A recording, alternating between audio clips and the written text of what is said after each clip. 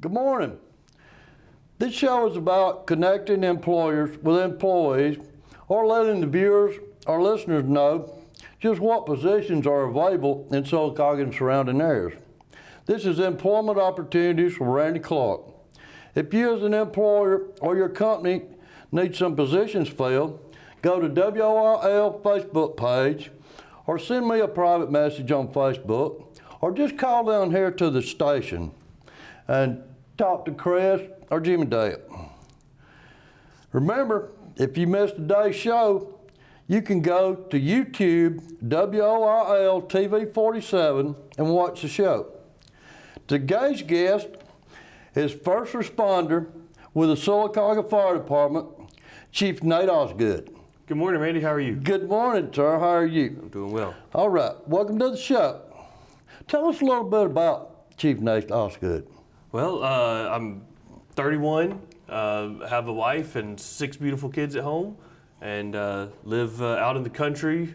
Got a little farm going, and we call it our own little family compound. That's right. That's right. Okay. How long have you been with the Sylacauga Fire Department? I've been here since 2012. Okay. Is when I first joined. I joined as a part-time firefighter under Chief Matt Misseldine, and worked my way up. Had the opportunity to move over to a full-time position, and then was promoted to lieutenant, and of course last March was appointed as the fire chief. Right, and we're glad to have you. You're doing an outstanding job. Thank you, sir. All right. Now, besides fighting fires, which I know is y'all's expertise, what else does firefighters do? Well, you say that fighting fires is our expertise, but really we have our hands in so many things. I've always said that the first line of a firefighter's job description is when nobody else can figure it out, you have to. That's right. Because if somebody has an emergency and they don't need an ambulance and they don't need the police department, they're usually calling the fire department. So we have our hands in responding to vehicle accidents, any sort of technical rescue, which could be high-angle rope rescues, it could be confined space rescues, it could be any sort of machinery entrapment, it could be hazardous materials, it could be, the list just goes on, and then there's administrative tasks such as fire investigations, such as teaching and instructing other firefighters, such as learning to be better officers.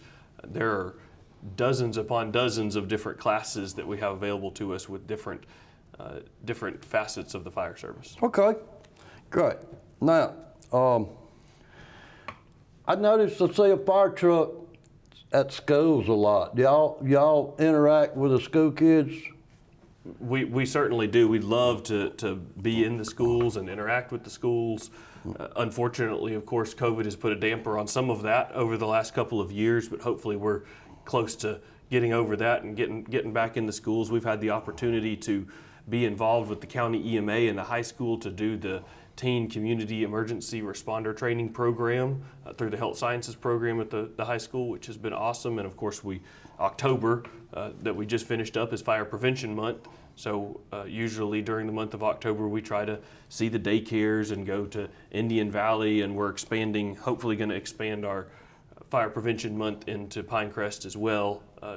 Years and years ago, we were in every school, and we kind of dwindled that down, so we're trying to pick that back up. Okay, great. Now, I noticed y'all was out helping one of the volunteer fire departments here a couple of weeks ago, do some things. But y'all also help train some of the volunteer fire departments, right? Could you tell us a little something about that? Sure. We are working on strengthening the working relationship between us and the surrounding volunteer fire departments. You know, we all work for the same team. Right. You know, we all play on the same team. That's right. And the goal is to make our community safer. And some of us just get paid to do it, and some of us do it because we love to do it and want to help the community. Right. So as far as training goes, we're working that direction. We don't have anything formal in place yet. We have mutual aid agreements where we can call on each other to come help us and back each other up when we need it. And we are working on some automatic aid agreements to run even more together. So we're making progress in that direction, but the volunteers are extremely valuable to our community. Of course, we're surrounded on every side, the city is, by volunteer fire departments. Right, and they do an outstanding job. No doubt. And kudos to all the volunteer firefighters. Okay. Sylacauga has a long history of giving back to the community, such as coaching our youth in baseball, basketball, soccer, among many other volunteer programs. Do you encourage your firefighters to volunteer? We love to be involved in the community, however that looks. Of course, everybody has their personal lives too, but we absolutely love to get involved, and I hope we've done that more in the recent past, to be involved with the community and in whatever opportunity presents itself. Right, right. Now, this is an exciting time of year. We our parades, there's nothing like the light that comes on a kid's face when they see the big red fire truck coming down parade. I'm guilty myself. My wife, she still don't understand why I love fireworks shows and parades, but that's just a thrilling time. We got the Veterans Day parade coming up. I know y'all have already been in the homecoming parades. And, we got those guys Thursday night and Friday night this week, but we got a Veterans Day parade next week. Will y'all be involved? Of course we will. Great. We love seeing the kids' faces light up just as much as you do. Right. Yes, sir. Right. Great. Okay. This is kind of confusing. What shifts do the firefighters work down at the station? Sure, absolutely. It's definitely an unusual situation. So we work 24-hour shifts. Okay. We have 3 separate platoons or shifts that rotate through. So you work 24 hours on duty, and then you're off for 48 hours. Okay. So it's a 3-day cycle. So every 3rd day you come into work and you work a 24-hour shift. Of course, we eat around the station. Of course, at nighttime we hope we get sleep at the station. Right. So we're there. We're doing all kinds of some of the things we've talked about. The training, the public education, the community involvement. Keep making sure that our trucks and equipment are in order. All of those types of things occur during the day. And then, of course, like I said, hopefully we get to bed down a little bit at night. We have quiet nights and we have not so quiet nights. That's right. Okay. Now, what else does Sylacauga Fire Department offer?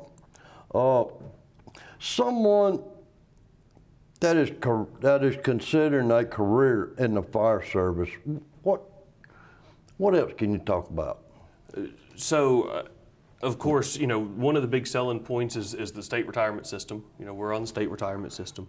The opportunities for a lot of the education that we've mentioned. Right. Of course, the city offers insurance benefits through Blue Cross Blue Shield. Let's talk about that for a minute. Yes, sir. What all does the city offer the firefighters? Right. So the retirement, the insurance.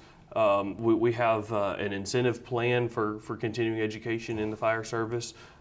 For recruitment and retention purposes, and then just there's a brotherhood of the fire service, and that means so much to always have a family there, a second Yes. family there to watch your back. You got to depend on your fellow man. Absolutely. You got to depend on each other. Absolutely. Especially in these emergency situations. And look, when you're working 24 hours on and 48 hours off, there's not another job in this world that you can go work 10 days a month and be considered full time and get all of the benefits and work in the best career in the world. Right. I love it. Now,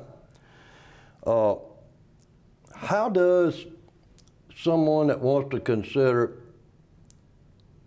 being a firefighter for them, how do they apply? So for any city job, you have to go down to City Hall and get an application.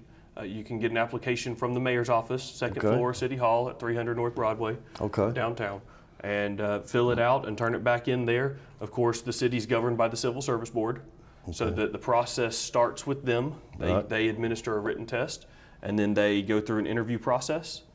And once they establish a list of eligible candidates, then I'll receive a list of the top candidates there and conduct interviews for the purposes of offering a job. Okay. And that's it's a process, and obviously being a firefighter is not the easiest thing in the world to become It's a firefighter. not for everybody. It's not. You know, there's physical tolls, there's mental tolls, there's emotional tolls, but you know, it's a calling. Right. And you know, we take our job seriously, and we want to be professionals. I know you do. And we strive to do that everybody we meet.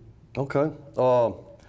I noticed on a website y'all have, it's this round of the firefighters that you're trying to get has to be in City Hall by 4 o'clock on November 30th. That's right. So we're accepting applications through the month of November. Okay. We're growing, you know, as you and I have discussed. You know, we've added some positions, some full-time positions to the fire department with this new budget year. So we are looking to add several positions as we move forward.